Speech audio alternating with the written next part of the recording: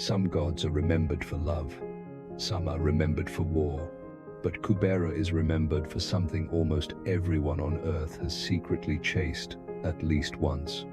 Wealth. Not just gold, not just treasure, but the dangerous promise that having more might finally make a person feel safe. And the strange part is this: even the god of wealth could not keep everything he once had. There are gods who shine because of power. There are gods who live forever because of devotion. And then there is Kubera, a god whose name is tied to something beautiful, seductive, and quietly dangerous: wealth. In Hindu mythology, Kubera is the god of wealth, the king of the yakshas, the guardian of the northern direction, and the treasurer of the gods. He is associated with hidden treasures, mountains, and the radiant city of Alaka in the Himalayas, and classical accounts of him appear in the Ramayana, the Mahabharata, and the Puranas. But what makes Kubera's story worth telling is not that he possessed riches. It is that his mythology quietly asks a more unsettling question. What does wealth do to the soul of the one who holds it? That is where Kubera stops being just a god of gold and becomes a mirror, because most people imagine wealth as an ending, a solution, a shield against humiliation, a way out of fear, the proof that life has finally chosen them. But Kubera's story suggests something more uncomfortable. Treasure does not merely reveal how much someone owns. Treasure reveals whether the heart holding it is still free.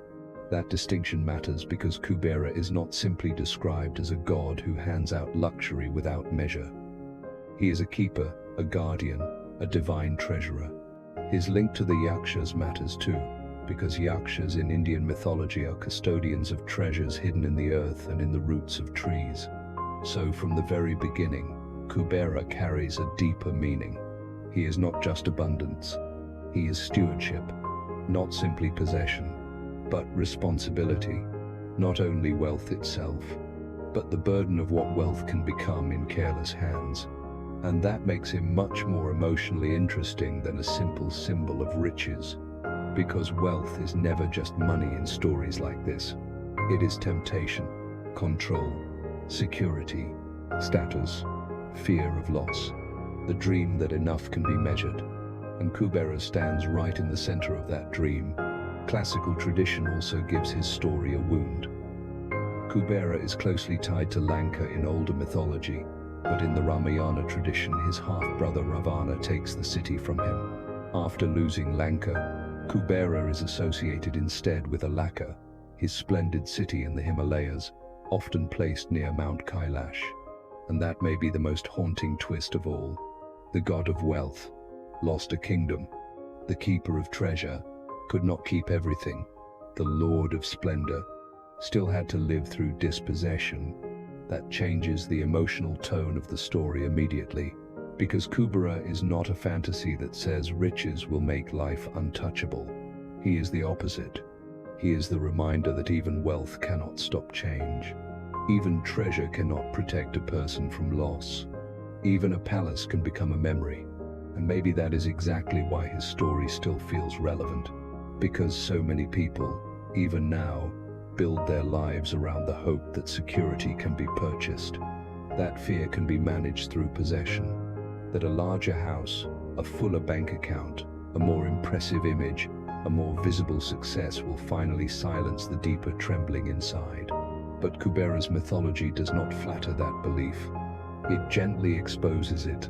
It says, you may hold treasure and still not hold permanence. And that truth is sharper than it first sounds.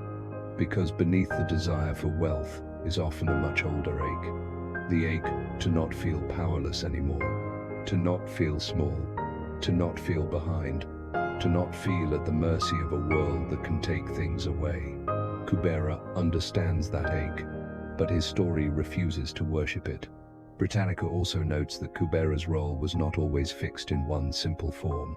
In early Vedic religious texts, he was initially regarded as an Ashura and lord of darker forces, but over time he was absorbed into the orthodox Vedic pantheon as a deva associated with wealth. Some mythological accounts even connect him earlier with bodies of water before his clearer identity as god of riches took shape. That evolution makes him even more compelling. Kubera is not a flat figure. He changes.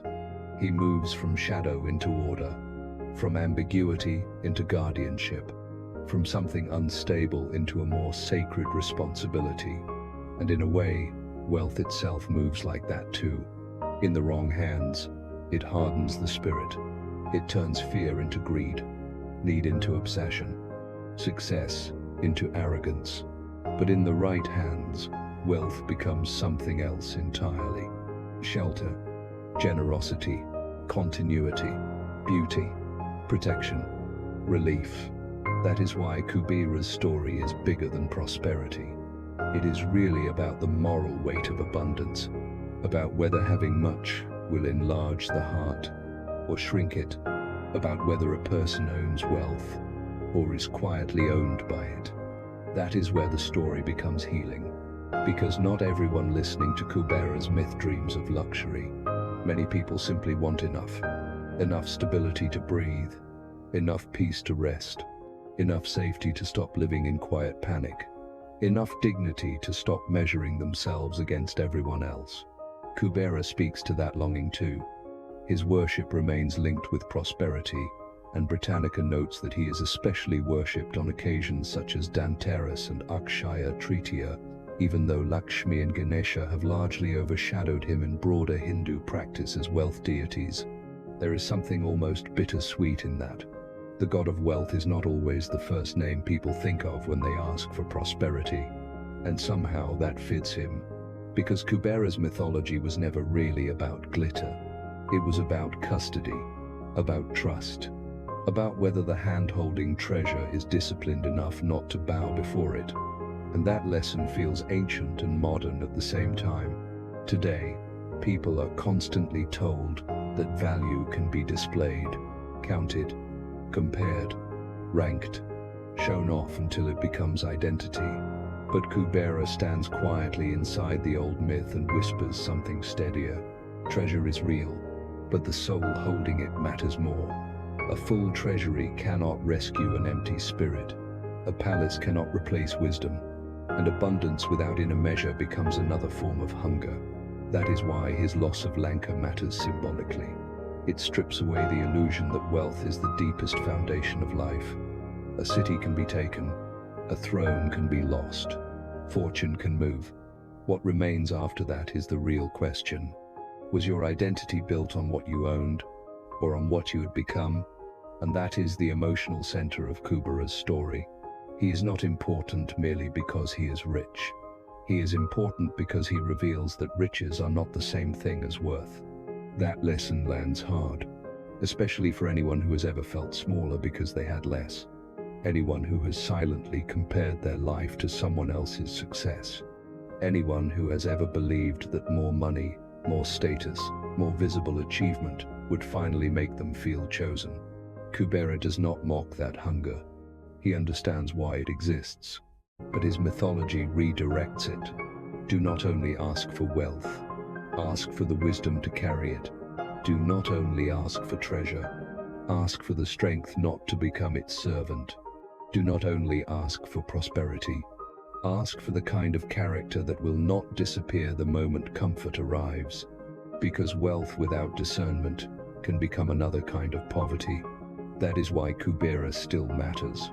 Not as a fantasy of endless gold, not as a machine for human desire, but as a divine guardian standing beside the dangerous beauty of abundance, reminding us that prosperity is safest in the hands of someone who knows it is never the final meaning of life. He is the king of the yakshas, the treasurer of the gods, the keeper of the north, the lord of hidden treasure. But beneath all those titles is a quieter truth. Kubera is the god who asks what your soul will do when life finally places something valuable in your hands. If this story stayed with you, I'd really love to hear what part touched you the most. And more than anything, leave a comment telling me which god you want me to make a video about next. Your choice might become the very next story on this channel. If this video gave you something to think about, don't forget to like, subscribe, and turn on the bell so you won't miss the next healing, emotional mythology story. And if someone came to your mind while listening to Kubera's story, Send this video to them too.